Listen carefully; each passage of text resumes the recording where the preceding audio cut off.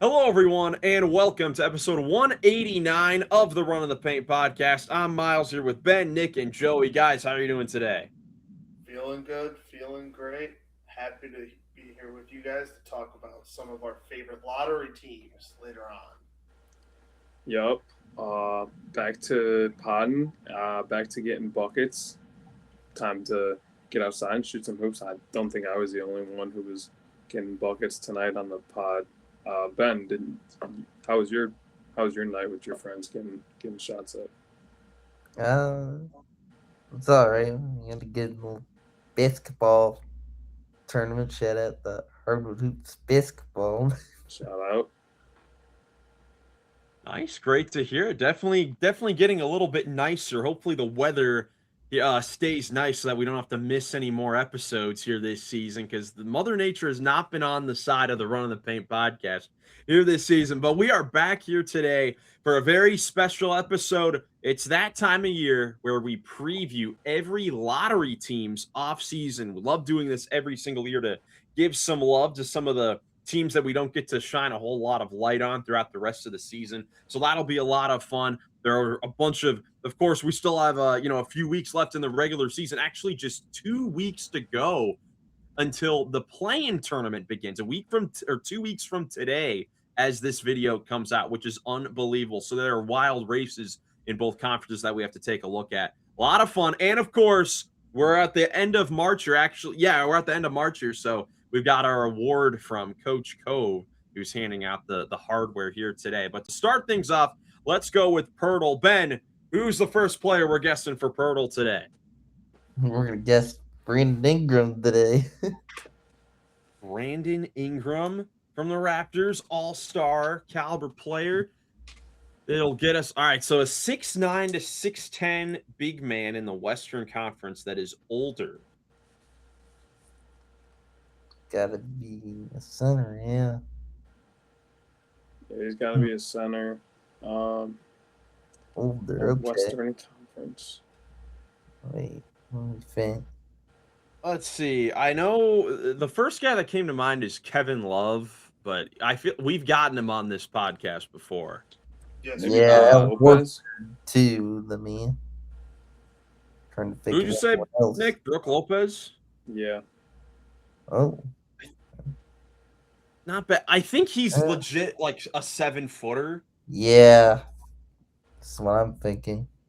Is Kelly Olynyk a 7-footer? no. No, maybe him. Maybe Oh, not. but he's played for Toronto before, so it won't be Kelly Olynyk. That told us. What about Nurkic on the Jazz?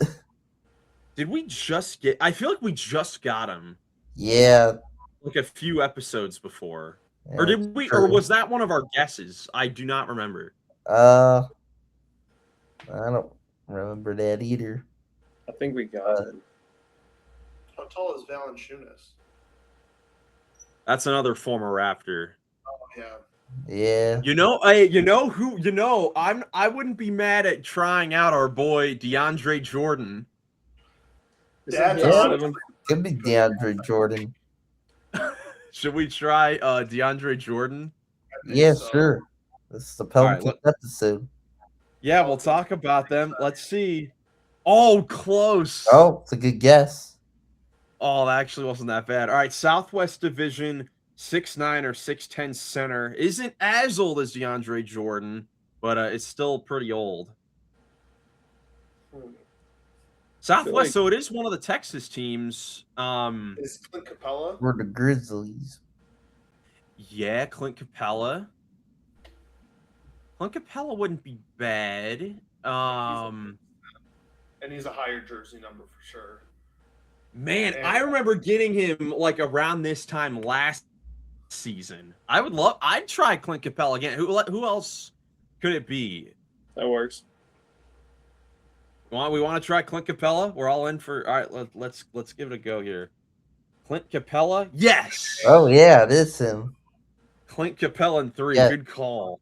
That's a big time hurdle right there. Let us know how long it took you guys to get Clint Capella. Now let's get into some of the wild playoff races in each conference here. Again, the play-in begins 2 weeks from today. And there's still a whole lot that needs to be figured out here. Let's start off with the Western Conference, probably the crazier race at the top of the standings, where a lot of things are still getting determined in 3 through 6 to try to figure out who's going to be, what's going to be the order of the standings. But there you see number 1 and number 2, Oklahoma City and San Antonio, who have been dominant all season long, have been unbelievable over this back half of the season. The Spurs just defeated the Bulls last night, which caps off a 25-2 stretch since the beginning of February. They lost 2 games, and I believe the Thunder have gone on a very similar stretch as well. I think the number is that the Spurs have gone on the 25-2 run, and they've only gained 1 game in the standings, which just shows how incredibly well the Thunder have played. They just picked up a nice overtime victory against the Detroit Pistons, who came in there without a lot of their key players, without, I believe, their top 5 scorers. Went in there, made it tough on the Thunder, forced it to overtime, but Shea had 47 points, ended up leading them to the victory. Nick, how crazy is it that the top of the Western Conference standing and the best overall record in the league is still not determined yet? Yeah, it feels like with the way the Thunder are playing that they should have had it wrapped up weeks ago. They really are insane, just playing at a really good level. But the Spurs are right there with them. You know, they're only 2.5 games back, and they have an impossible piece to stop in Wembanyama. Like, there's no matchup for him. And everyone else just kind of falls in place behind him. So they have a really good team and identity, and they're doing their thing as well. But with the Thunder, and the main thing I'm watching in the Western Conference playoff picture is like the 5 and 6 spots, where you have the Wolves and the Rockets, who I think have a good chance of knocking off maybe the Lakers or the Nuggets in the first round, or at least extending one of those series. Those are like the 2 sneaky teams, I say, in the West. So seeing where those teams finish and what those matchups are is going to be interesting. But with the Thunder, like, I watched this game versus the Knicks yesterday and this game versus the Pistons, and now you got 2 of the top 4 teams in the East coming into their city. And like, it just felt the whole game, even in this Detroit game where the Pistons were up 7 points with 3 minutes to go, and Shea, I think, had at least 20 points in overtime in the fourth quarter. Like, just take over at the end of the game, either score or assist on almost every basket, just in another impossible piece to guard like Wembanyama. But my point is, throughout the game, even though the Knicks were hanging close, like, they played them tough again yesterday, and the Pistons, like I said, had a lead, it felt like the Thunder were 1 or 2 shots away from really just extending it to double digits and running away with it. Like, they really are at that level, and it kind of feels like it throughout the entire game every time they take the court. Yeah, Joey, what are you seeing in this top of the Western Conference race between the Thunder and the Spurs, which have been the 2, best teams in the West all season? Just complete basketball teams, like the 2 most complete teams in the league. Like, regardless of who gets the 1 seed, those 2 are the 2 top teams. It's very refreshing, in my opinion, based off of last year, where it felt like OKC had that 1 seed locked up right when we got into March, and here we are going into April, and the 1 seed is still up for grabs. It makes for incredible basketball and a lot of fun when we get down to it, because I don't know, last year it felt like OKC was just running away with it. It was just a countdown until they won the whole thing. This year it seems just a lot more competition, and I just love to see it. Yeah, Ben, to Joey's point, last season it was a 16-game lead, I believe, that the Thunder had on the 2nd seed in the West last year, the Houston Rockets, and this year it's close down to the wire. And something that really makes this interesting, Ben, is the MVP race, which is still yet to be determined here for a lot of people here with just a couple weeks to go in the season, because you've got these 2 teams, Ben, that, like Nick has said, are led by these, superstar players, with Shai Gilgeous-Alexander, who won it last year, and then Victor Wembanyama, who's gone full on, really superstar mode here in his 3rd season. leading the Spurs to a place that I don't think any of us thought they could get this season. Yeah, this MVP race, it's been really good. It's been quite fun to watch. Like we when we have like our awards show thing, we could have some different choices on MVP. Like I think it's close and it's tough debating the MVP. Shea and Wemby, they've done a lot of good winning. They've been the most winningest, MVP guys, I guess. So that helps their case there. But yeah, they've put up just crazy numbers too throughout the year, which, of course, really helps them as well with this. So yeah, I mean, you got some great stars in this league that makes this MVP conversation quite an interesting and fun conversation.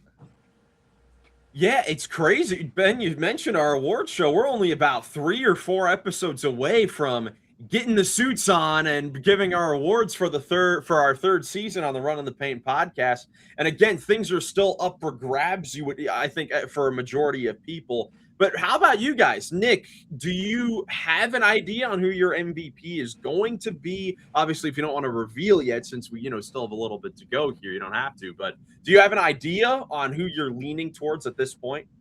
Yes, I actually do. And it might be surprising, so I'll just leave it at that. Interesting. There's a teaser. Make sure you guys tune in to the 2026 awards show, the Run of the Paint Podcast Awards. Joey, how about you? I don't know. I really, my heart and who I think should win versus who is probably going to win, because who I think should win isn't the guy who's probably going to go back-to-back in MVPs. Ooh. Interesting. Ben, what do you think about this MVP race? Yeah, I mean, I think there's like 4 different guys there deserving to be talked about for possibly winning the MVP, and I think this is like the best MVP race we've had like recently here in the NBA. It's quite exciting, but yeah, that's what I'll say for now. You'll find out my pick later too. That's right. Mine is switching really every day. I feel like I think it depends on what side of the bed you wake up on and who you would choose for MVP, because it really is that close. Both guys have been playing so well all season long. Of course, Wemby's impact defensively, he's definitely the front runner for defensive player of the year. And again, he's taken the Spurs to places that they haven't seen, in a very long time, since their dynasty. I mean, really, since 10 years ago, when they've been, this high in the standings with this successful of a record. And Shea is still doing Shea things, dominating in clutch time and leading the best team in the NBA. So we'll see what happens. Again, we're a few episodes away, but make sure you tune in and make sure that you stay tuned to our Instagram page as well, because as we've done the last 2 years, the fans, you guys, will get a vote as well on each of the awards. And who knows, you may sway the actual winner of our awards, because it definitely has in years past. So make sure you stay tuned for that. Nick, our social media unofficial director, I guess, will be on that in a little bit. So stay tuned for that. Absolutely. I'm always on the case. You know me. That's right. So yeah, Western Conference, definitely a lot of fun at the top. Still up for grabs on which team will have the top overall seed in the NBA going forward. Meanwhile, the Eastern Conference seems pretty set at the top of the standings. The top 4 teams seem to be set, with Detroit, Boston, New York, and Cleveland most likely finishing in those particular spots. But then you have the 5 through 10, which we've talked about the last few episodes. 5 through 7 and 8 through 10 are starting to kind of separate themselves with the way that The Raptors, Hawks, and Sixers have been playing. The Sixers finally getting their guys healthy, and they've been looking good, getting healthy at the right time despite losing a rough game in Miami today. But then you have the Magic, the Heat, and the Hornets, 8, 9, 10, that are all kind of battling for those similar spots. And all three of those teams have had some strange weeks over the last few weeks. The Hornets had a tough weekend. They were in a couple close games to Boston and Philadelphia over the weekend, which they lost at home. Young team, good experience for them. But then you have the two Florida teams, which have honestly been complete disasters over the last 2 weeks. They collectively had went on an 11-game losing streak, and Miami, before defeating the Sixers, were giving up like 130, 140 points regularly over their last like 9 games. There was only one game that they didn't give up over 120 points. And Orlando hasn't been able to score. And most recently, while UConn was completing a crazy comeback against Duke, which was unbelievable, the Magic gave up a 31-0 run to the Raptors en route to losing by 52 points. So these teams down low in the East playing picture are not really playing well. So my question for you guys is, I know the Hornets, they're a young team. They've been playing well over the last, the last few months or so. But of the Magic or the Heat, which team are you more concerned with as we enter the final 2 weeks of the season? The only thing I am concerned about is, and it's not with Miami, it is all my concerns lie with Orlando. The one concern is, does Jamal Mosley make it to the playoffs as head coach? Because we have seen in years past, like Mike Malone getting fired from the Nuggets a week before the playoffs start. Does Jamal Mosley make it there? Because, like you said, it's been disastrous. And even if he does, I don't see him making it to the NBA draft as head coach of the Orlando Magic. I think it's time. Yeah, I'm more concerned with Orlando too, just because it was embarrassing giving up a 30 run to the Magic, the Raptors. Like, oh man, just not very good on both sides of the ball. Didn't totally show up with enough physicality, and Jamal Mosley after that game and presser, he took the blame. He said it was on him, and he's really got to correct some things, or else he could possibly lose his job soon, like Joey was saying. Well, so you're right, Ben. But he said in his post-game presser something to the effect of he didn't prepare his team enough for the physicality of the game. Question for you, Joey, as obviously great reaction there. Is that coach speak for my team is soft? 110%. And you just don't say that. I'm sorry. Like, you're not. Again, I don't know. I'm not the coach here, Coach Koviz, but you're not out there on the court doing it. You can't call your players soft to their face, like to the media. Say it behind closed doors and say, hey, you guys need to toughen up. But as soon as you're going to the media and basically calling them soft, that's basically just digging your own grave, saying I've lost, because it means you've tried saying it behind closed doors and they're not taking it. So now you have to blow it up so everyone can hear you. And that means you're going to get everybody against you guys. It means he's lost the locker room. You think, Nick, what do you think about this? Which I guess first, I mean, Joey brought up, a point that I actually was going to bring up. Do you think, Nick, that Mosley will make it to the postseason as head coach? Yeah, I don't think they're going to ruffle feathers the way that Memphis has and Denver has the last 2 years. But I don't know. They have done that in the last 2 years, and it seems to be a new trend around the league. So maybe, because, yeah, he was my pick to win Coach of the Year, I think, at the beginning of the year. And like you guys have both said, it's just gone disastrous. When you're saying stuff like that, that's like sort of passive-aggressive, throwing yourself under the bus to throw your players under the bus. It's not in a great spot. So I don't know if there's any coming back from it. or if they'll can them by the playoffs. But my hope is like they can build some momentum going into the playoffs, and like they at least give him that runway and see if they can get a competitive first round series again, because then Mosley can at least walk in the office and say, hey, we've been competitive these last 2 years, like we're building towards this. But if you don't even give him that runway, then he can't even have that opportunity.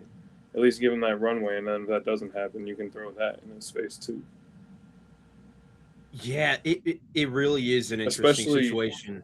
If you're going to fire him already.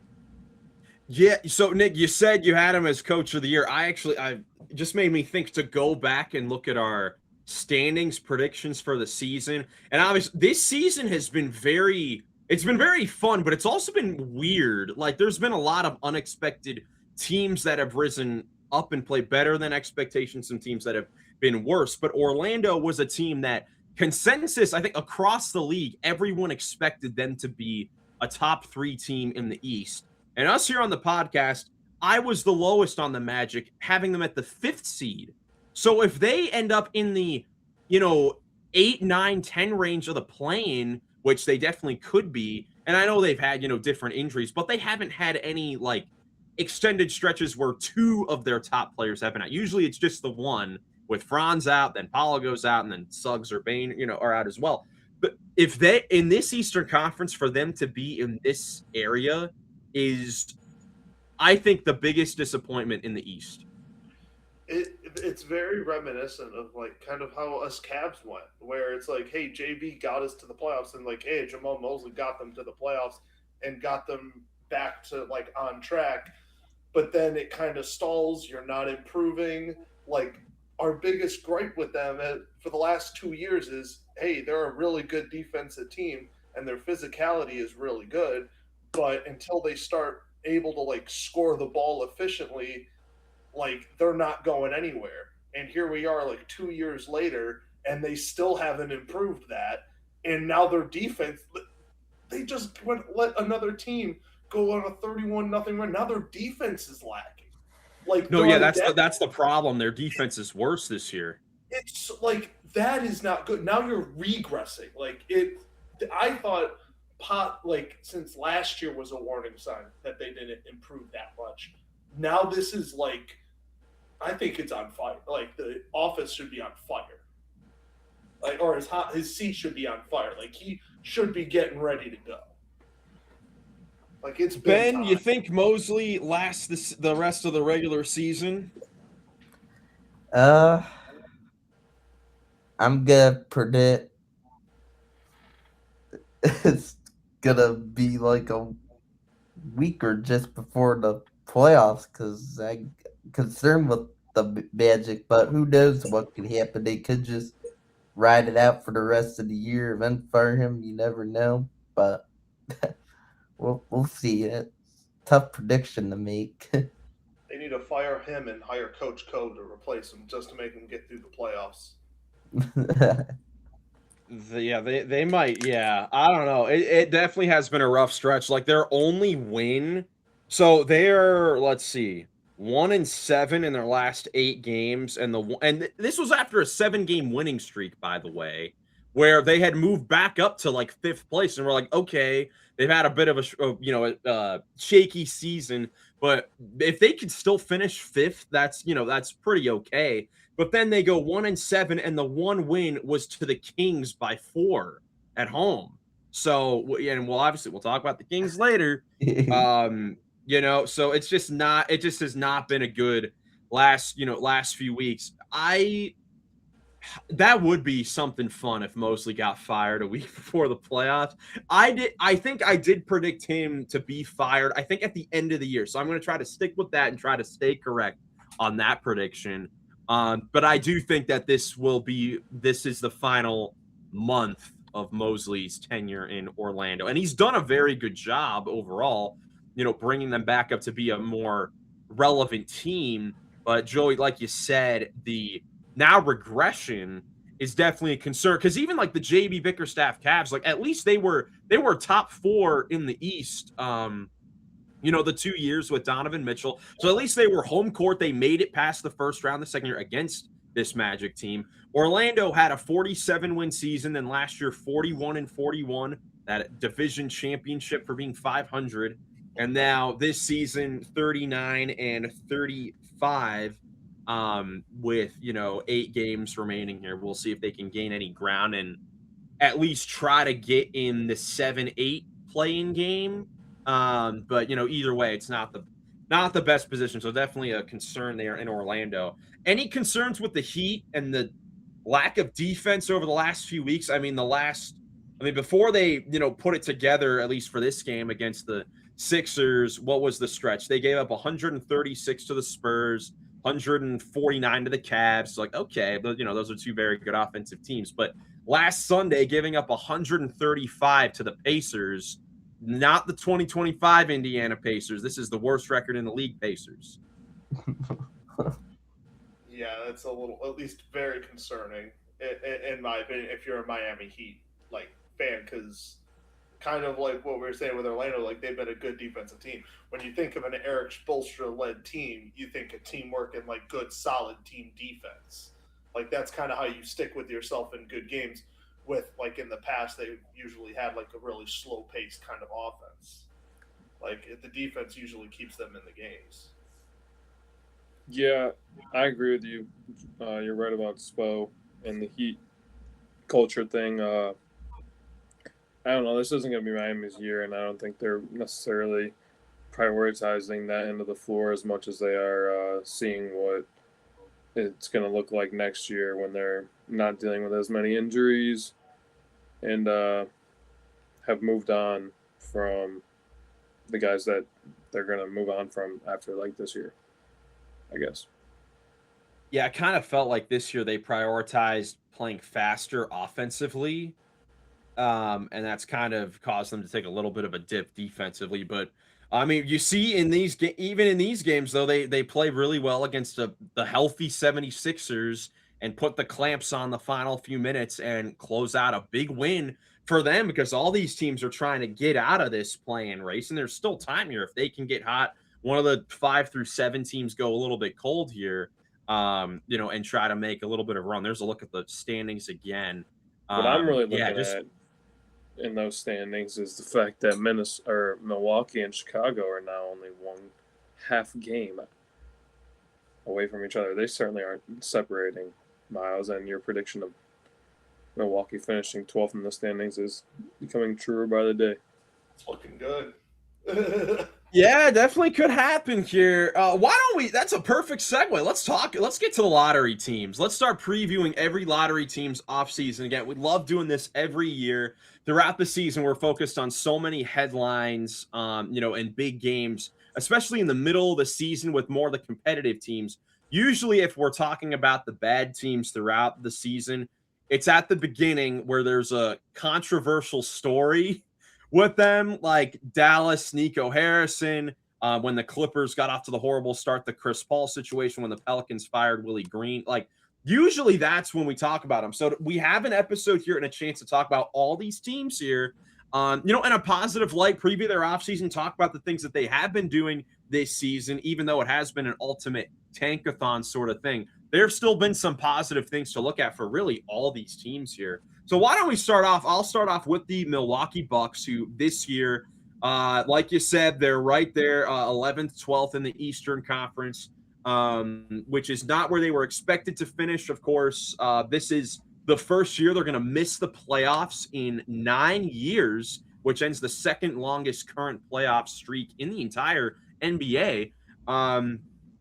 But of course, the story of this season has been Giannis Antetokounmpo in and out of the lineup due to nagging injuries. He suffered multiple calf injuries over the last few years. When he played out there, was still really, really good, one of the best players in the entire NBA. But really, the whole storyline for them all season long was, is he going to get traded? Does he want to be traded? Do the Bucks want to move him? They end up keeping him. Now he's coming back from his injury. He wants to play. The Bucks want to sit him so they can tank and try to get, the best lottery pick possible. So it's just been a wild season in Milwaukee, and really the number one story for them and potentially the entire offseason is if this is the summer where they finally decide to make the move to trade away their best player in franchise history. Yeah, Bucks have a really big decision to make, obviously, and it's gonna alter the league and alter their franchise. The one thing that I'll say is that I think I altered Giannis this season when I drafted him with the 4th overall pick in our fantasy draft because every single time I draft somebody to the injured reserves, they miss every game of the season, and Giannis played a record low games this season. So I think it's time. I think it's time Giannis leaves. Is gone.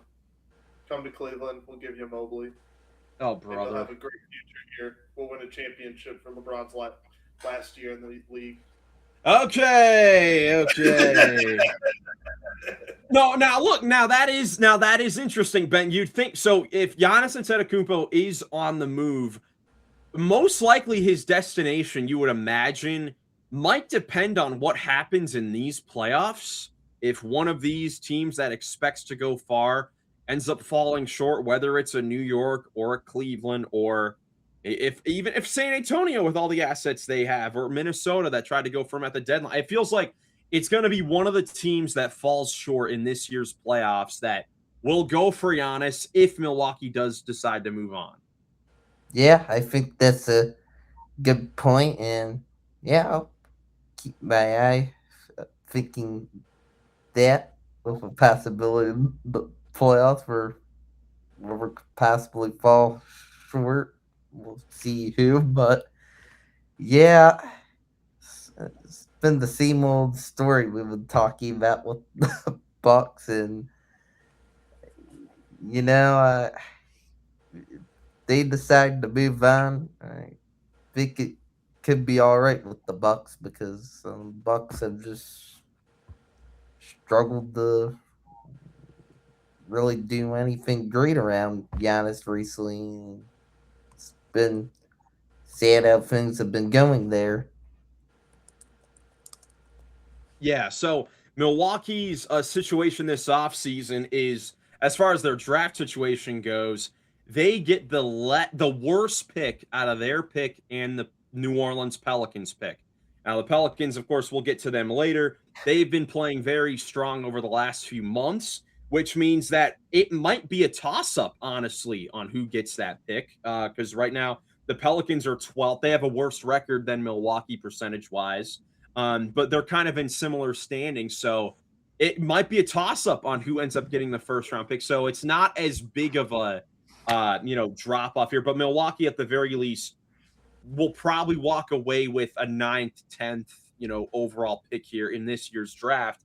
And who knows? I talked about it before when we were talking about the Giannis situation, that it might not be a horrible situation for the Bucks to try to make one last push to try to win a championship if they're able to somehow jump up in the lottery and they're able to get a young star to pair with Giannis and some of the other role players that they have. And maybe that's the push you give to Giannis, that like, all right, we'll try to make one final push with you while developing one of the amazing prospects that's coming out in the draft here.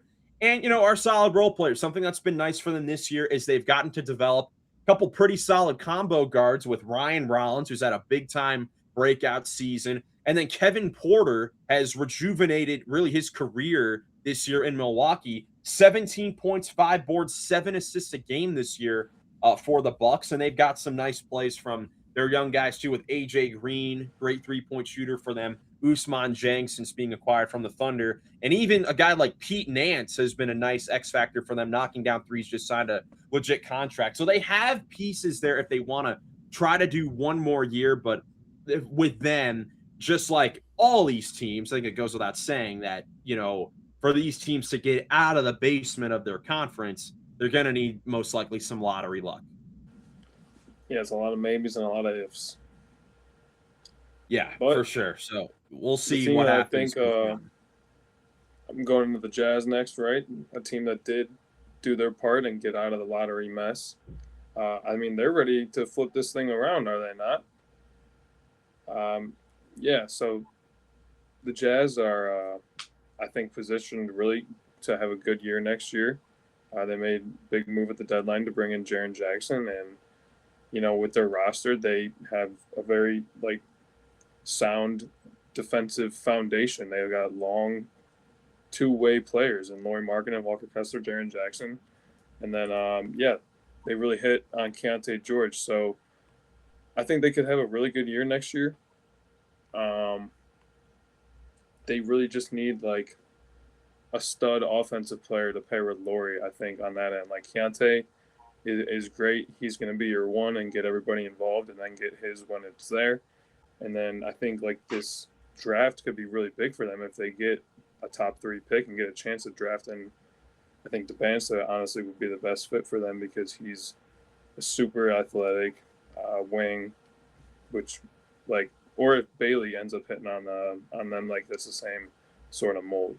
So honestly, I really like where this team's at because even later in the season, you got guys starting to get it clicking, like Kyle Filipowski and Brett Sensabaugh, who they were able to hang on to at the deadline in this deal for Jaren Jackson. They moved on from Taylor Hendricks instead, and then it'll be interesting to see how the Jazz kind of fit into the already loaded Western Conference that we saw next year. That's the really interesting thing about it. Like Miles said, a lot of the teams we're going to talk about need a lot of lottery luck.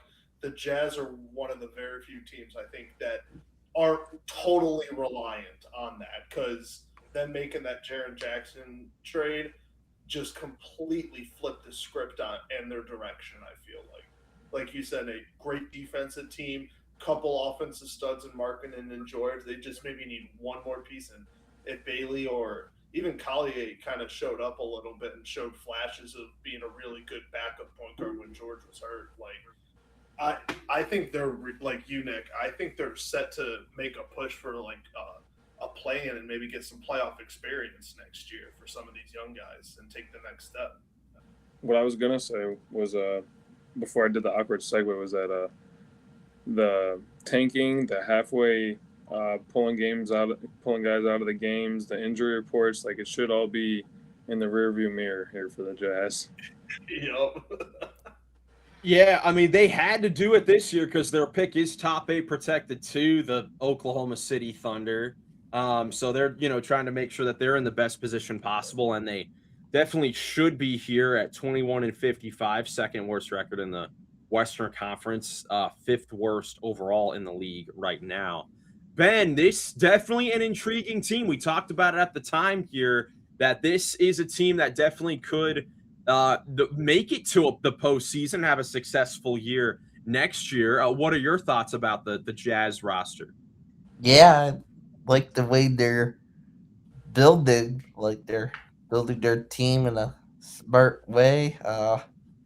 Really relying on the draft lottery, man. I'm so excited for this draft lottery. It's gonna be a lot of fun, and Jazz got a lot of good young pieces like Ace Bailey. He struggled to start the year, but he's been getting more used to the NBA. It seems like recently he's played well, and that's been a good sign. He's another exciting piece where I think he could keep developing and be another potentially good, special young player for them. But we'll have to see. But bright future in Utah. Yeah, I think my biggest questions for them both rely on the defensive end, because this is a team that, has gotten themselves in close games throughout really this rebuild here because of how potent their offense can be at different times, especially this year with George and Markkanen just going off in certain games. Now they bring in a defensive player of the year, Jaren Jackson Jr., and then they have Walker Kessler, who is a restricted free agent this offseason that the Jazz need to re-sign, because he is going to be such an important piece to their team. Because I remember when we talked about it at the trade deadline, getting Jaren Jackson works for the Jazz because he can play the 4, because Markkanen is a great rebounder that can also play the 3, and then Walker Kessler, was a walking double-double, throughout, last year and this year, where he only played 5 games this year before he had the shoulder surgery. But he has been a guy that other teams around the league have been trying to pry away from the Jazz because he is such a great shot blocker. He can rebound. He's shown some ability at different times to be able to shoot the three a little bit. And he's a lob threat as well. So my question for them is, will they be able to re-sign Walker Kessler with some of these other teams, like maybe the Magic, the Lakers, the Clippers, some other teams that might be in the market to get a center like Walker Kessler?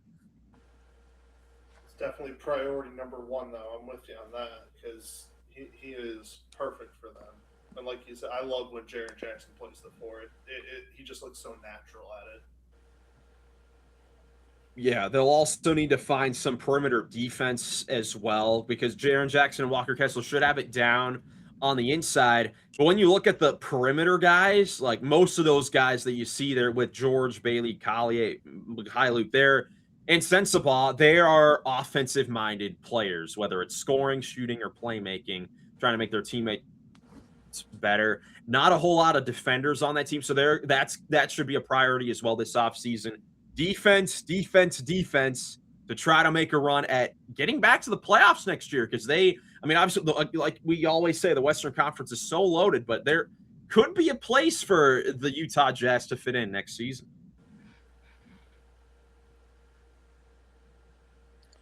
Yes, sir. Who's next? All right, Ben, why don't you take us down to the Washington Wizards, or as Tim McMahon on the Hoop Collective likes to call the Lizards, because they lose so much. They don't deserve a W to start their name. Yeah, Wizards, they're sort of in a similar spot to the Jazz, I would have to say now, but in the Eastern Conference, they made a huge trade for another power forward, of course, as we know at the deadline, Anthony Davis there. And now it's like, hey, the Wizards, they're a team really relying on, hopefully a bad year this year, getting them a super good draft pick to hopefully boost them right up quickly to be competitive and good next year. So it's exciting for the Wizards. Like, obviously, a main thing for them is, they've been doing a good job of, not going too crazy, Trae Young, Anthony Davis. They're trying, to make sure they're staying healthy and want them, healthy and ready to go for next year, though. I did see Trae Young play a few games for the Wizards still this year, and he looked all right. And there's, a lot of just good young pieces on the team. Alex Sarf's gotten to be a pretty good defender. His offense gotten a bit better, and like Bilal's a good young defender. Like, man, I can see a really nice mix of good offense and defense here in the future at the Wizards. And boy, I mean, they somehow landed the top pick, got AJ DeBanst on that team. I think they would be scary next year. I think AJ would fit in with that team good, potentially at the free spot if they somehow got that lucky. But if they were a bit further back in the draft, like I think Caleb Wilson out of UNC would fit that team in good at the free spot too. I would more so be interested in possibly taking like a forward, like I've mentioned with them, rather than a guard, since they seem kind of loaded at the guard spot already with, Trae Young they just brought in there, and then you have Bub and Trey Johnson who they drafted with their high pick last year. But man, the Wizards fans should be getting excited. Like they deserve what they're getting right now. Yeah, Nick, what are you most excited for with the Wizards heading into next year? I love the fit personally of Sar and Davis being two-way stretch bigs that can step outside the three-point line and knock shots down, and have two guys who are really two of the best probably rim protectors in the Eastern Conference now. So Yeah, I think the Wizards have a decent chance at getting a top 6 seed and should be at least competing for the play-in at bare minimum, uh, barring injuries and stuff. But excited to see Trey Johnson with another year under his belt, Koulibaly as well. And then I think their draft pick is going to be a big directional piece for them if it pans out. Joey, you have any questions that you have about the Wizards this offseason? Not a whole lot outside of, I hope, like what Nick says, I hope the injury bug kind of avoids them, because if you got Trae Young and Anthony Davis who have had injury concerns in the past, if you get a good 50 to 60 games out of them, you and a couple of these other guys like Koulibaly, Trey Johnson, Kaishan George, like they have so many good young guys that if they just develop even a little more throughout next year or over the off season, even if they get like if their top pick doesn't pan out exactly how they want, like a superstar, but he's still like a good role player, they should compete for a play in or even like Nick said, a top 6 spot. Like this team is headed exactly in the right direction. I love what the trades they did, like the Jazz. They were aggressive, don't really want to rely on the lottery, and here they are. We're thinking about them even competing next year in an Eastern Conference who we know is all weak, but like we said, this is like the first time in forever that 10 teams have been over 500. It is a much better Eastern Conference than in the years past. Yeah, certainly a deep conference, and the Wizards could be a team that fits right in there as well. I mean, they've got a lot of young talent that's been able to use this season to grow. I've really liked what their organization has done with the trades that they've made in past years as well, with bringing in veterans to try to lead the locker room. Like when they had CJ McCollum at the start of the year last year, they had Marcus Smart in there for a little bit. They had Middleton as well the last couple of years, Malcolm Brogdon, like those guys. And now they have Trae Young and Anthony Davis who can be kind of veteran leaders, but also lead them on the floor as well with being their best players. As long as they have enough insurance to cover Anthony Davis, then they should be pretty good. Because I think the biggest question for them is going to be what will extensions for them look like this offseason. Trae Young as a player option, $49 million this year that he will accept. I know earlier in the season we were talking a lot about his contract status, so we'll see how much the Wizards are willing to pay him, and see if he can really be that much of a difference to this team. Sure. Joey, let's go to you. Do you want to go to your beloved Sacramento Kings? I think I brought out the hat for it. We talked about a couple good teams there that are on the right track. Now let's bring it back to reality. The Sacramento Kings are up for the running for GFF of the year because every decision they make turns to crap. They don't make smart decisions. They decide to build the Chicago Bulls, but just move them to the West Coast. And I really don't know what direction they have. A lot of their young guy that they have is Keegan Murray, and they gave him an extension, but he has been hurt half of the year. And he was hurt a lot of last year, and he hasn't even gotten back to how he performed his rookie year, which was 3 years ago now. A lot of concerns for this team. They are one of the teams that really need lottery help. If they somehow hit a top pick, things can change because they still have all these veterans. Maybe they're just missing the one piece. And who knows? But I really don't have hope. I really think they should just blow it up, regardless if they get a top pick. Just build around that. If you get Dabonsa or Peterson or even Caleb Wilson, like one of those top guys, start building around them. Get rid of some of these guys because they still have some value, or cut their contracts, open up some cap space, and maybe the top pick pans out, and in a couple of years, do what another team I'll talk about later in the Brooklyn Nets might be doing, and try to wait for one of those big markets to happen, and the free agency is just crazy loaded.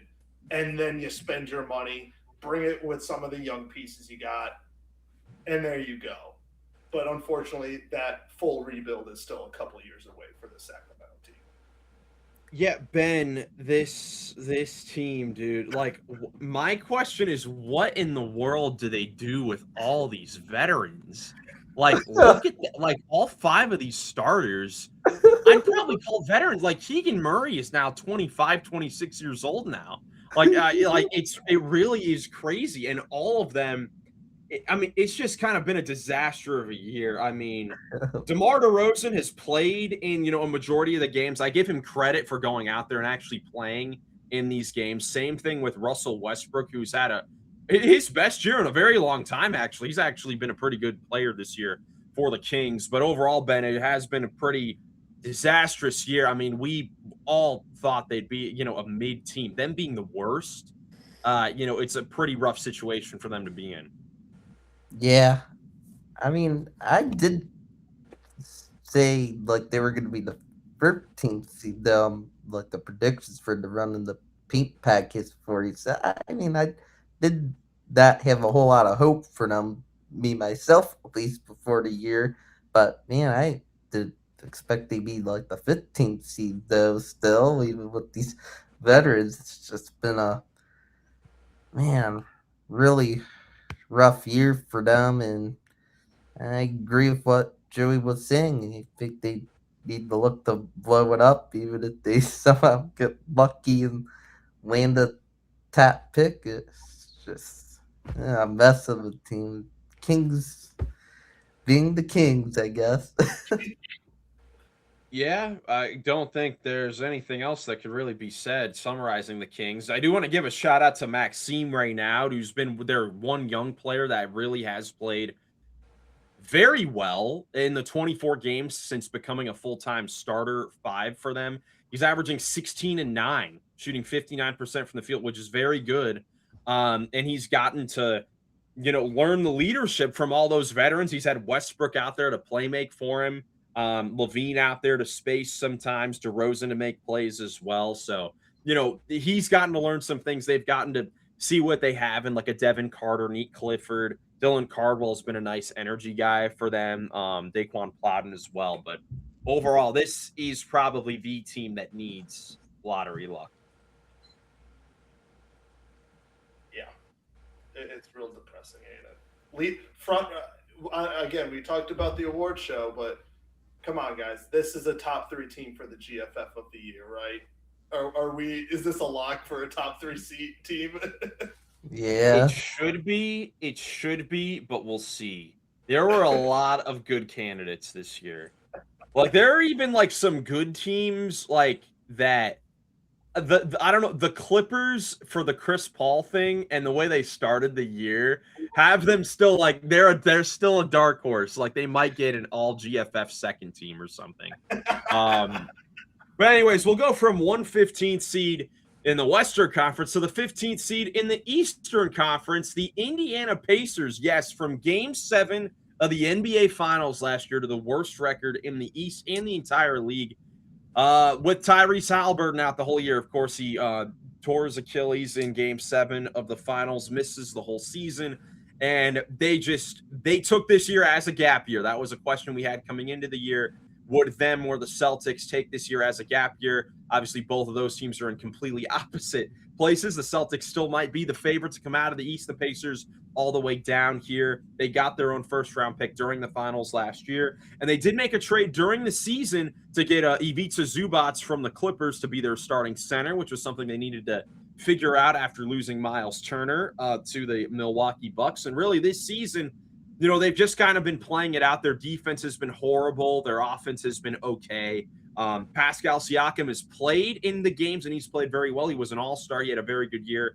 Nembhard, after being injured to start with, has played very well. And they've, gotten to see what they have from some of their other guys and some new big guys on their team in Jay Huff and Micah Potter, 2 guys that might be important for them going into next year when they are looking to compete. But something that is nice for this Pacers team is their top 10 players in their rotation, most likely for next year, they are all under contract for next year. So most likely, unless they, make some trades during the summer, this is going to be the team that they have next year when they look to get back to the incredible heights that they got to just a season ago and, try to compete in the postseason. So this team, we talked about them ad nauseum at the end of last year, of course, in the playoffs and their run to the finals. They make the trade for Zubats. My question, it's the same question I had at the deadline, is can Zubats fit with their team when they are such a fast-paced team that thrives when they have a big out there that can shoot the ball, be a lob threat, and block shots. And he's a guy that thrives in a slow-paced offense and getting the ball thrown into him in the post. Yeah, I don't know. It's a good question about Zubats. I really like the move that they made for him to bring him in and replace Miles Turner, because that would be a glaring hole going into next season, and now you don't really have to worry about that. You can just bring Hallie back, and like you said, everybody's back on a contract, so it should be hit the ground running when you get back next season. We will see how a new draft pick enters the chat for them and impacts their style of play, and if he can find a role. I will say one of the I'm most looking forward to next year, besides just seeing Halliburton back, is I really want to see Jay Huff in the dunk contest, because all he does is reverse dunks and crazy fun dunks, and I just love it, man. Yeah, Ben, what are your thoughts on the Pacers heading into the offseason? Yeah, the Pacers are looking to, just set that culture, back to winning, hopefully, for next year. And it would be crazy if they got one of the top picks and really one of those really good prospects. And that could make them dangerous next year if they got that. And yeah, it's not really a whole lot I think they need to really do in the offseason, either than, like we've mentioned, the draft will be big for them to find out where they landed that lottery. And I'm just excited, to see the Pacers get back to playing some good, fun basketball, hopefully next year. I've missed that a bit this year after their playoff run last year. Yeah, absolutely. The draft pick, I mean, they have the worst record in the league, so they will have the best odds at getting the top overall pick. That has not been a good omen for the worst teams in the league in the last several years. But we'll see how the lottery is, of course, this year. Ben, you mentioned before, it should be very exciting this year, because last year was unbelievable. The year before was crazy with playing teams jumping up. Of course, should have mentioned at the beginning that we're not going to mention playing teams because all of them do have a chance to make the playoffs. We'll preview their off seasons when we actually get to them being eliminated. But yeah, the Pacers definitely can come back next year and be one of the favorites in the Eastern Conference. Depending on their draft pick that they're able to get this season, and again, the question on their center play, if they can make it work with Zubats in the middle, and if that doesn't work, if they can withstand it with the 3-point shooting of Jay Huff and Micah Potter as their backup fives. But yeah, Pacers, like you said, Ben, definitely have missed them this season. It's been, after the first game where they took the Thunder to double overtime, really haven't seen a whole lot of them this year. So excited to see them back in their full strength. For sure. I believe I am next. We're talking Chicago Bulls, baby. And kind of like the Utah Jazz, my last team, I think this team is maybe not as well positioned, but, I got faith at least in Buzelis and Giddey. I think that's a really good group, or a really good duo to build off of. But they need some more help still, obviously, in Chicago. In terms of who they're looking to draft, Giddey and Buzelis, I think they kind of have some overlap in terms of skill, which is nice because they're both very good. They can shoot it, they can play make, and they're long, and they kind of do they grab rebounds and stuff too. So they have that triple threat going for them, and both a little bit more limited on the defensive end. So I think what you're looking for is either a big man to replace Kurbaselli, replace Gershon Yabusele. Well, essentially to replace Vucevic. Yeah. So like Yaxel Lendenberg from Michigan is really catching a lot of people's eye right now. The kid on Houston, Chris Sinak, he's like a 6'11" power forward center, plays two ways. Or like a guard that can put up a point guard like Braden Burries, I think is his name. And Kingston Fleming is the other guard on Houston. Like a small guard that can handle it and put up a lot of numbers. Or a big man that plays defense, because those are the two things that I think this team needs the most right now. But yeah, like I said, Buzelis and Giddey are a decent, at least, identity. I like the fact that they kind of moved on from Dosunmu, White, and Vooch, and at least are going to go like in this new direction that's young and sort of positionless.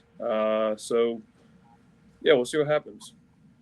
I'm just happy they finally chose a direction, because after the last 3 to 4 years, the way we've been talking on the pod, it's been frustrating because we know they're not going to compete and they haven't given up yet. Finally, they're going in for a rebuild and trying to just focus on their young guys. So I'm just happy they finally chose a direction. The only thing I'm upset about is that the Sacramento Kings were like, "Oh, that's a great game plan. Let me copy that."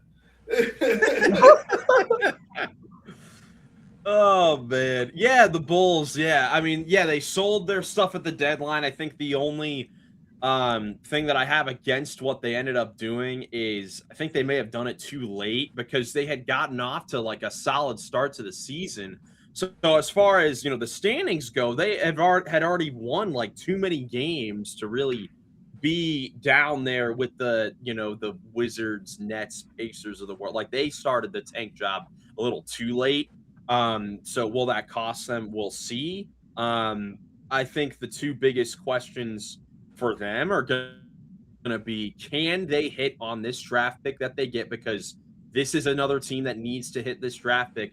And the other question is, they've got $75 million coming off the books in salary, with a lot of free agents that they acquired over the trade deadline, mainly Colin Sexton, Anthony Simons, Gershon Yabusele. Zach Collins is finally off the books. So what are they going to use this $75 million on in free agency? Here are the top free agents. The gold names are the unrestricted free agents, and the white players are the player option. The red is the team option, and if the player has an asterisk next to their name, it means that they're restricted. So there are a lot of guys out there. I'm not sure if any of them would be guys Chicago would be fully interested in, but they've got a lot of money, and you, in this age in the NBA, you have to spend all the money. Interesting. I wouldn't mind seeing like a Norman Powell go to Chicago. Maybe just for like an extra score, kind of free up, so because Buzelis and Giddey are such great playmakers. Yeah, I wouldn't mind that either. Like you said, Nick, having like a guard there that could put up a whole lot of numbers. I mean, Norman Powell, an all-star this year, as we all know here on this podcast, but someone that may not fully be in Miami's plans going forward, because they also have Hero, and the two can kind of overlap a little bit, which, I mean, we could have talked about before. Maybe a reason that their defense hasn't been, that great over the last few weeks is those two in the lineup together. So that might be something to watch for, but yeah, I'm excited to see what the team looks like next year. As far as their draft picks, they do have their own first-round pick, and they also have Portland's lottery-protected first-round pick this year from, I think, the Derrick Jones Jr. trade from 4 years ago. So pretty much, Bulls are rooting for the Portland Trailblazers to make the playoffs, because if they make the playoffs, then the Bulls get the 15th pick along with their own first-round pick. So if they could get 2 first-round picks to try to add to their core here, and whatever they spend this money on, that's not a bad position to be in. And Joey, I like what you said there about the Bulls finally picking the direction to go in this rebuilding phase of their team. It's been frustrating for you, I know, for the past couple of years. It just hasn't made any sense. But Let's go to a team that has also been in a rough area, Ben, but at least it has a superstar potential player here that could have them back up in a short amount of time. Yeah, the Dallas Mavericks with Cooper Flag, and yeah, uh, Dallas, of course, got rid of Anthony Davis at the deadline. Kyrie Irving's still there. I'm guessing he'll be there still to start next season with Dallas. And yeah, I know we all can't wait to see Kyrie get back one day, and we miss Kyrie. And yeah, they're getting more younger though overall. But say Dallas and use some more good young players, of course, to pair around Cooper Flag, and uh,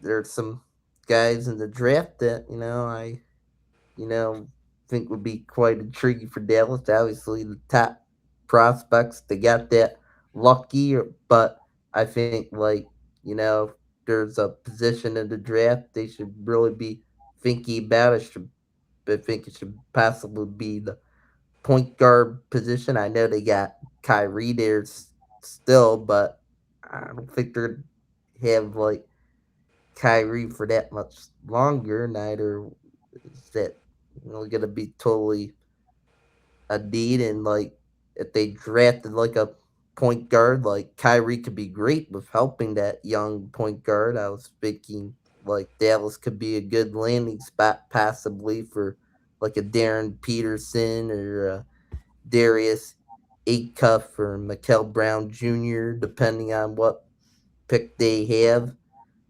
And I think a good playmaking guard could really help with Cooper Flag, getting a lot of touches, them getting some nice assists down the flag, and maybe get a good 2-man game going. And Dallas still has Middleton and Thompson and Gafford. I wonder what they could do with those veterans. I think they could possibly look to move off of some veterans they have this off season, but that's where I'm at with them. I agree with you about the fact that they should be looking for like a lead guard sort of found.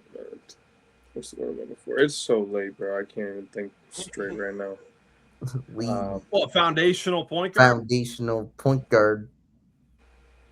Yeah, Like a lead guard frame. The word I was looking for was frame, but that doesn't even make sense in the sentence I was trying to use it in.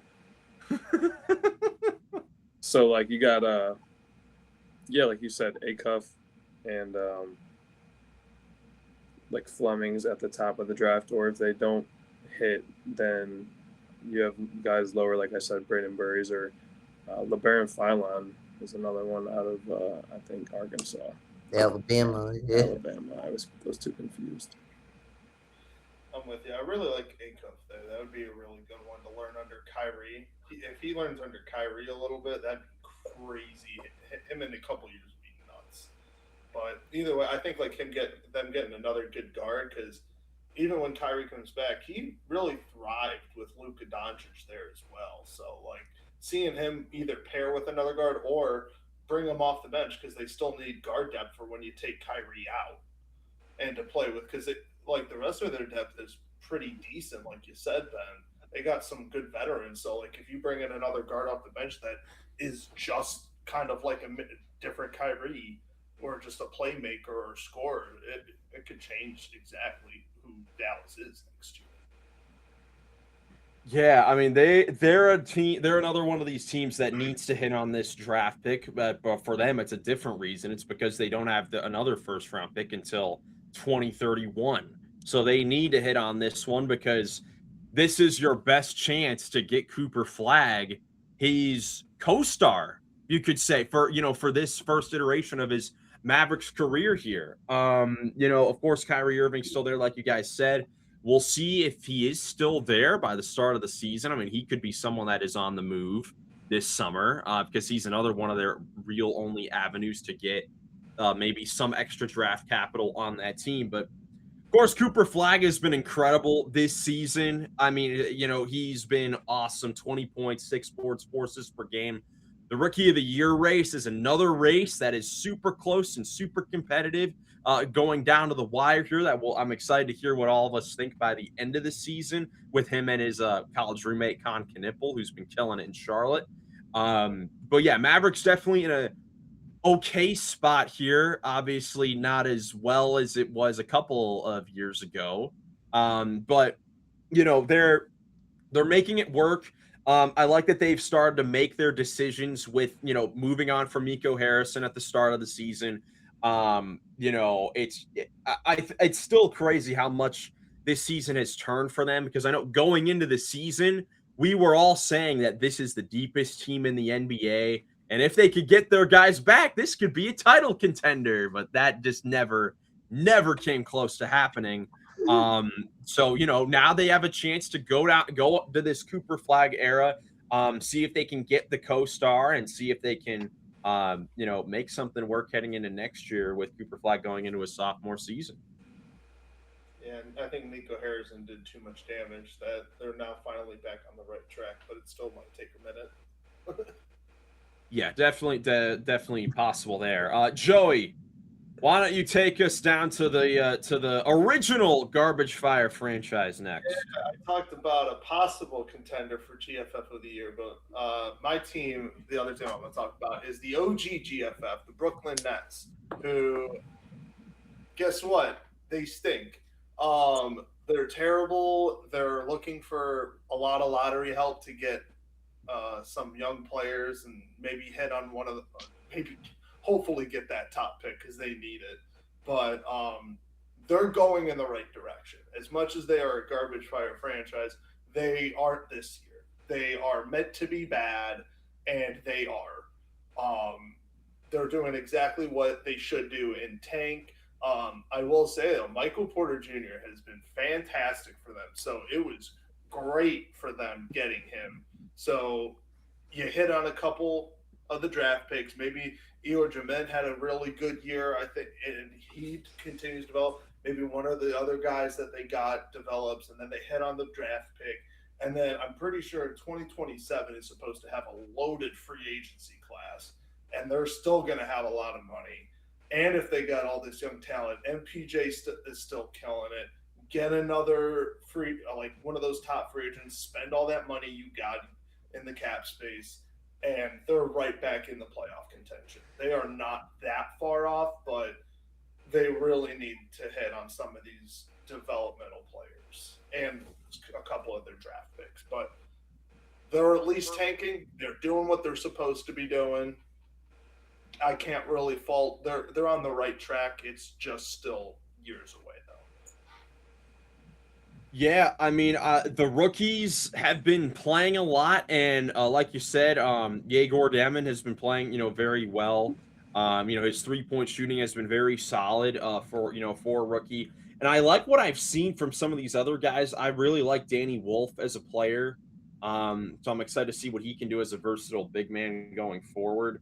But yeah, I mean, we'll see what they do. They need the lottery luck, like you said, to see if they can get their true number one guy going forward. Michael Porter Jr.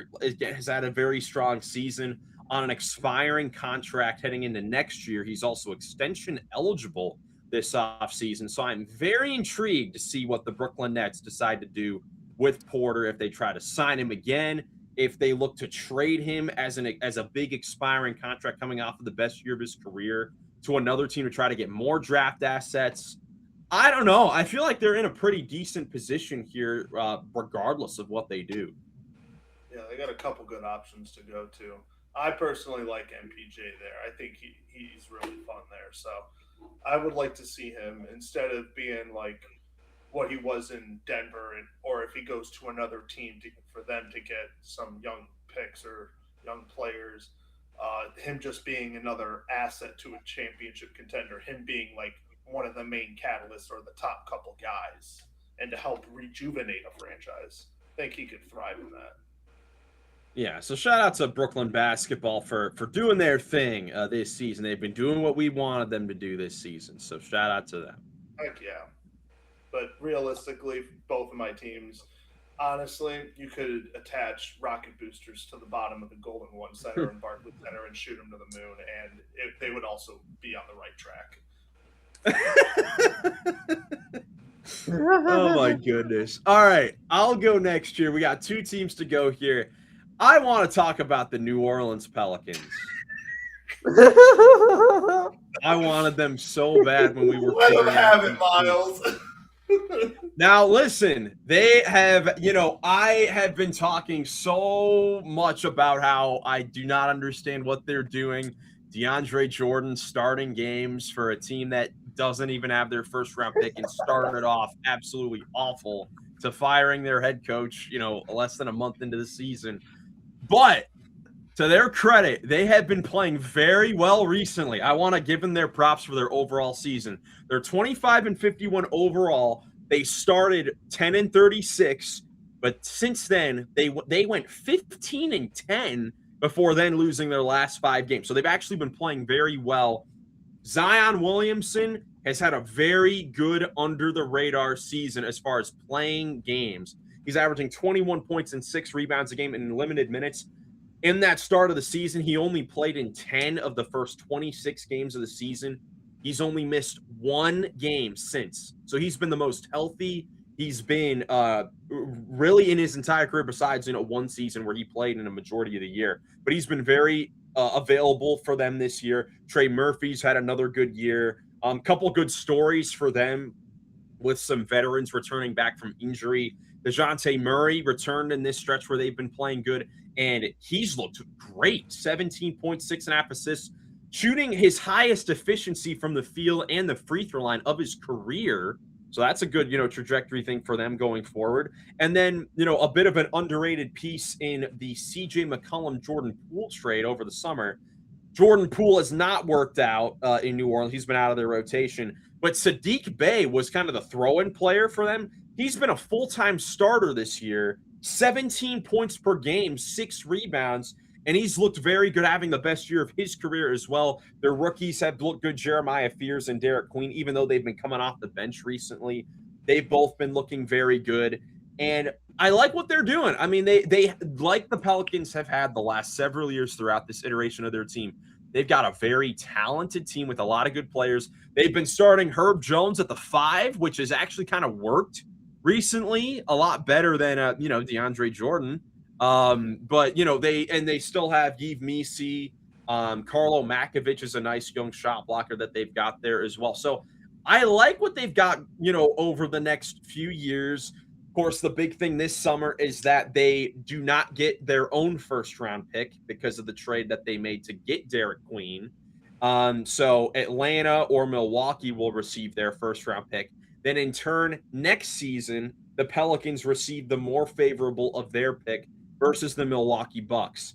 So the question is what are they going to do next year or this offseason? Like, was this stretch of the last month good enough for them to keep it going and try again with this team? Or do they need to actually make some moves? Because, I mean, let's be real. Pelicans fans have been seeing the same story play out every single year of Zion's career. Yeah, the only difference between Zion and Giannis at this point is a couple years on a ring. I mean, it feels like they're kind of both overstaying their welcome in their respective teams because they've had runway and they haven't delivered. Whether it be Zion as a player, Giannis as a player, or the Bucks as a franchise, the Pelicans as a franchise. I don't know. I've always been a fan of the Pelicans because I really like Zion, and I think they've always had talented rosters around him there. This is honestly like one of the lesser talented teams I think they've had around him, but the injuries just have never allowed them to really hit their full potential. if I was in their position, I would probably run it back, considering you don't have your first round pick.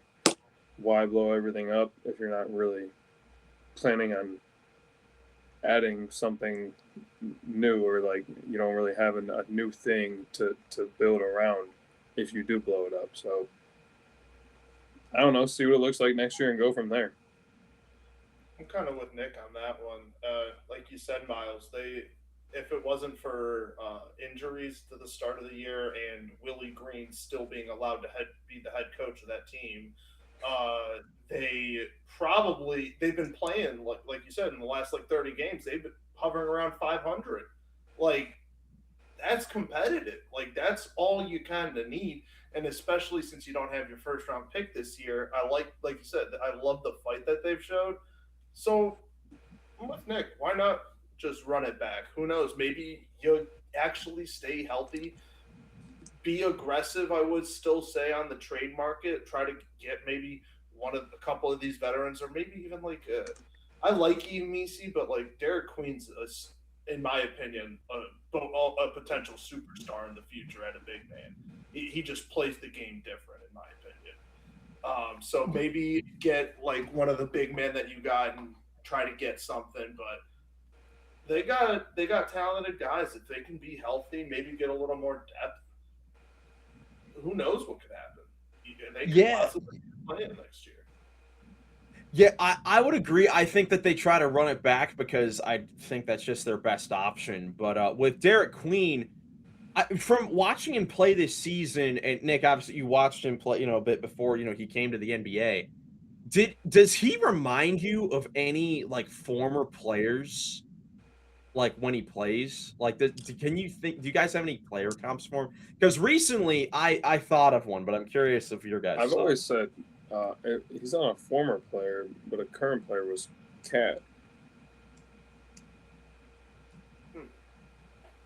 That was it, though. Okay. Yeah, I like that. Joey Bent. You guys have any? I'm trying to think. Because to me, recently watching him play, I don't know why I was seeing DeMarcus Cousins kind of with him playing, because he's not a crazy good 3-point shooter. That's why I don't like comparing him to Cat too much. But he's big. He can dribble the ball. He can make plays. He's good. He's a good big body that is very skilled and reminds me a little bit of a Walmart DeMarcus Cousins. So that might be. That honestly could be what we're in for. I would not be surprised if that's the type of player Derek Queen ends up being. If he turns into anything kind of like Boogie Cousins was in Sacramento, or even when he was with New Orleans, because he played really well there.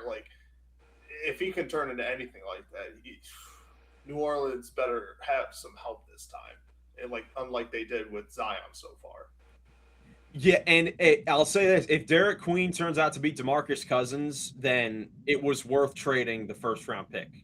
100%. Ben, I guess we haven't heard from you in a while. What do you think? Do you think the Pelicans should give this team one more go? Yeah, I mean, not having anything really the best pick wise for the draft, I guess they should give the team another go. But I mean, you never know. Somebody, call up with some interest to the Pelicans on a Trey Murphy or maybe a Zion. That wouldn't surprise me if teams did that. And I think the Pelicans, though, should, think a bit if teams are offering something. But I'd be more so thinking to run it back unless they got a really good intriguing deal somehow offered to them for Murphy or Zion. But yeah, I don't think the Pelicans will do anything too crazy this offseason. Yeah, definitely agree on that. All right, Nick, where are we finishing up? Well, I wish we didn't have to talk about this team, but we do. Honestly, I don't think Memphis is going to be very interesting at all next year or for a couple of years to come. I mean, I honestly think that this team has a chance of being the worst record in the league next year. Their best player, I don't know. I mean, when they traded Jaren Jackson, it was a surprise. Ja has been out all year. He's been out the majority of the last couple of years, so in and out of the lineup there. And he's supposed to be your foundational, cornerstone piece. So, yeah, like I was saying, best player on this team has been Cam Spencer this year, I think, and Gigi Jackson. So when that's the case, that's really not what you're looking for. And I don't think that that's a stretch of the imagination to say, like, Cam Spencer and Gigi Jackson have been probably their two best players this year. Yeah, I mean, I'd go probably Cedric Coward Yeah, or Jalen right. Wells. Yeah. Like when Ja has played, he's been the worst version of himself this season. I mean, heck, when Ty Jerome has played in the 15 games, he's looked amazing.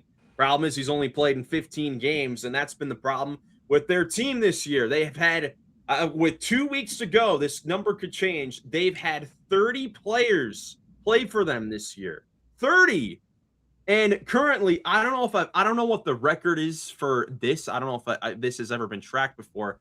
But when you go on basketballreference.com and look at everyone's, every team, before you go down and see the stats and the coaching staff, you see the injury report. And usually it's just a simple 1 or 2 players. 14 players are on the injury report. They have a whole roster on the injury report. This is the longest injury report I've ever seen for any particular team. This is unbelievable. And this has been the story of them this season. But the question is, obviously, like you said, Nick, Ja, we talked about him before this season. Will they move on from him this offseason? Is there a team that would be interested? Does it make sense I think it would make perfect sense for them to move on from him, because I think they are at the stage of their team where, I mean, they basically told us that they're in the stage where they're going to go into rebuild by trading Bane in the offseason, Jaren Jackson at the trade deadline. Ja Morant should be next, and then it's just seeing how good Cedric Coward and Jalen Wells and those guys can pan out, and if they can hit on a draft pick this season. But as far as Ja Morant goes, is it the same kind of things that we were talking about kind of during the middle of the season? Like, we mainly talked about like the Minnesota Timberwolves being like one of the more likely options. You guys still think that could be a possibility? Yeah, I think Minnesota is probably my favorite, I would say. I don't know. They just need him gone so my boy Walter Clayton can thrive. Yeah, and that was a solid get for them at the deadline too. He hasn't played amazing, but I mean, that's kind of just been the state of their team. I mean, they've just been signing kind of random G League players to play for them and play like a bunch of random minutes, and they're getting where they need to be, to try to get the best draft pick possible. We'll see where Ja Morant ends up. That's really the only thing that to watch for from this team. If Ja Morant is still on their roster, if he ends up being the starting point guard of another team throughout the league. Exactly. Or if he's starting at all. Yeah, that'd be a crazy turn of events. That would definitely be a crazy turn of events. All right, I know I'm supposed to have the award. I feel like I need to deliver it with some more gusto than I can muster up right now. So I'm going to save it for next episode. Fair enough. We are now at 2:14 in the morning for those listening. So apologies for the lack of energy level, but Pistons Thunder made us start a lot later. But man, that's all the lottery teams and their off seasons. Let us know in the comments down below. If you're a fan of any of these teams, what you're looking forward to heading into the summer. But thank you guys so much for watching. If you made it to this point, we really appreciate it. Do you guys have anything else before we get out of here? One of my favorite episodes of the year, like always. Yeah, it was fun.